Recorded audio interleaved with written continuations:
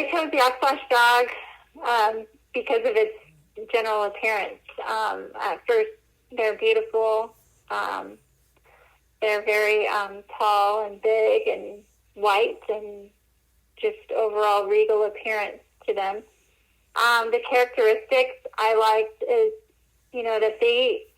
that they're doing their guarding job almost as pups. They naturally have these guardian type instincts and characteristics that are true to the breed right away. And it's amazing. And that's what led me to them. I have to say I was a skeptic at first, with if a dog could do that, just having different breeds of dogs. But they are true to their characteristics and true to their guardian capabilities and being good, protective dogs for my livestock and for my kids. They've been awesome with my children too. Mm-hmm. Most of my puppies are guarding goats, sheep. What else? I think that's mainly what I can remember that they're guarding. I have one that has a donkey or two and a horse, but mainly they're sheep and goats all mixed in that pen. And they have 3 of my pups. So they use the dogs in separate pens with different goats and sheep. I have one that is in Oklahoma, the one that alerted to the barn fire. They have goats. What else? I try to keep in contact with most of them. Oh, I have one that he's going to be guarding ducks. Mm-hmm. Muscovy and Cayuga ducks. So he, it's going to take a little bit longer. I tell people, really monitor that because they are more than capable of doing it. But, those chickens and ducks are just chew toys to them, and they're loud and squawky, and they flap their wings. Like, those are just fun things to catch and go after. Mm-hmm. So they need to be monitored with that type of animal pretty closely. Now, that particular dog is 6 months, and they are just beyond amazed at how well he is with the ducks. Mm-hmm. So at a very young age, they do learn quickly.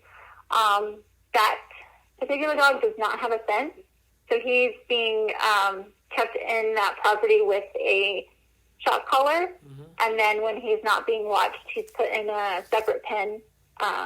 So, he's learning his boundaries, and he's learning who he's bonding with, and hasn't had no problems with the ducks at all. So that's a great success for him. Mm-hmm. So, most of my customers come to me already having a lot of research behind them. I have mm-hmm. to give them credit for that. Mm-hmm. And I do, ask questions, but for the most part, they have done their research. And I guess if you're coming to someone who has Akbash dogs, you've done some research because they're not commonly known. So I know a lot of breeders will say I just refuse to sell to them, or I do a lot of an interview and I turn away potential buyers. In my limited experience, I have noticed that if any buyer comes to me in a situation to where they, live in a track house and have a small backyard, and they're potentially interested in Akbash dogs because they had a friend who had one or whatever, I do not deter those individuals. I talk to them, we talk, they come to my farm, and they look at my dogs, and they see what my dogs do, and then usually they choose another dog. Mm-hmm. What I've noticed is they're more than capable of doing that. Now, I don't just start from the beginning saying the Akbash dog is not going to work for you, does not need to be in that environment, will not work, because that's not true. They have worked, and they might work if that individual is willing to, put in the time and effort to make this dog a pet in a small environment. Now, ideally, as a breeder, I do not want my dogs going into that environment because I feel like it's asking a lot of them. But I do know that also they could be happy there too. So there's a flip side to it. Mm-hmm. But I think that people are reasonable, right? I mean, they come and they look at it and they see what's going on and how big this dog is, and it's a working dog and it was bred to be that. And they have a level of respect for this dog. And they look at it and, you know, I've had people themselves not choose to get a puppy, you know, because they're not set up in a way to make the life of this dog successful. And so, you know, I haven't had to turn individuals away, but that's my limited experience. Yeah. I have people who come to me, man, they have research behind them, you know, and we can just sit and talk about these dogs, and they'll ask me questions. We'll go out to the pen and look at them and see what they do, where they're at, what their environment's like, you know, talk about success stories that I've had with these amazing dogs, and go from there. I mean, I'll be honest, my first litter, you're nervous, right? You're like, you know, I know what these dogs can do, but are these individuals going to respect that also and use the dogs for what they're meant to be used for? And are the dogs going to be successful? Am I breeding a quality animal? Like, I know what I looked for in breed standard and characteristics in my breeding pair, but are their offspring going to also have that? And I have to say, 100% of the time they have, thankfully, in 2 litters. And, you know, like the barn fire story, the mountain lion story. I have a brother and sister pair that went to guard Kiko goats in southern Arizona, and they're doing a phenomenal job. You know, if I don't hear from people, I'm always here as a breeder, you know. Yeah. I'm here to offer help or guidance in any way. I also offer to take my dogs back if they don't work. I will take, you know, do not put them in a situation where they are in a rescue or a pound or a humane society. I will always take my dogs back. And I haven't had to.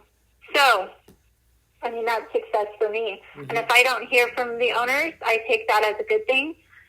Typically, I check in with them every once in a while, and the dogs are doing amazing. Awesome. You know, so we're thankfully having good success with what we're producing.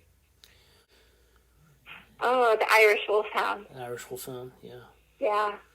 Yeah, my neighbor has one, and hers is a light-colored, cream color, yes.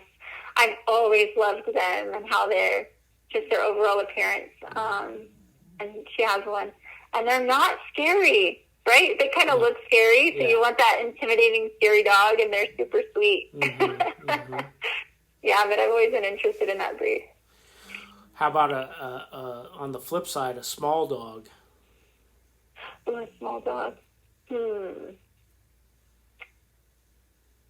So I'm always thinking, like, how they would perform, right? They're going to do a job when they're on my farm. So I've got Corgis, Mini-Aussies, and Akbash. And they all have a job to do. I've had poodles and Lhasa Apsos before. My mom has a Yorkie. I've been around Yorkies, like all the typical ones. You know, okay, one of the people who owned one of my Akbash dogs, who has them now in Skull Valley, he raises these terriers, and I can't remember what they're called, but they hunt. Like, they're crazy. They're like crazy little hunters. Are they Patterdales or Yog Terriers, Jag Terriers? They're from another country, and it's really a weird name. Oh my gosh, I'm gonna have to ask him. Are they? What color are they? I think they're black. It's probably a Yog Terrier from Germany, JAGD. Yeah, that might be what it is. Yeah, they are extremely crazy and tough. Yeah, that's what he said. And I was just like, and you're going to have an Akbash? Like, I mean, are they going to try to fight the Akbash? Because that's not going to go over well. But he said that Akbash dog is doing awesome. So I was happy to hear that. But yeah, they have those terriers. And he was telling me stories about it. And I'm like, oh my gosh, I could get one of those to hunt rats or something here, Right. you know? Right. They probably hunt things I'm not wanting them to hunt. Yeah, for sure. For sure. Yeah.